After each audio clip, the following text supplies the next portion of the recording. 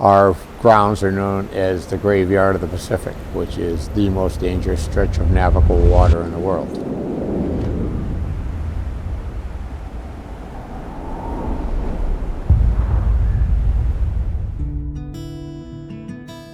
Basically, as bar pilots, we take ships from Astoria out across the Columbia River Bar, and then back from sea back into Astoria. A helicopter is by far the safest way to board.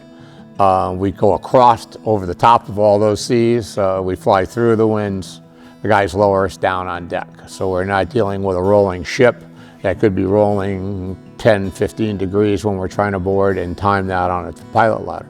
Any port that a ship has to go into has to have a specialized captain on board. And so our role here is to transport them typically via winch to and from those ships. And specifically here, because of the weather conditions, it's often too treacherous to board via pilot boat, where the helicopter can manage that weather, those ships, and those conditions.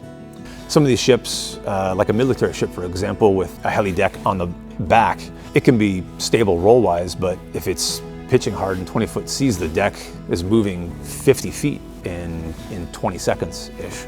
So we sort of have an idea for what minimum height we're going for, and then the challenge is just be to let go of the collective as much as we can, and then try and isolate that pitch and make sense of it from a lateral perspective, and then just go slow and try not to react as the thing comes up underneath.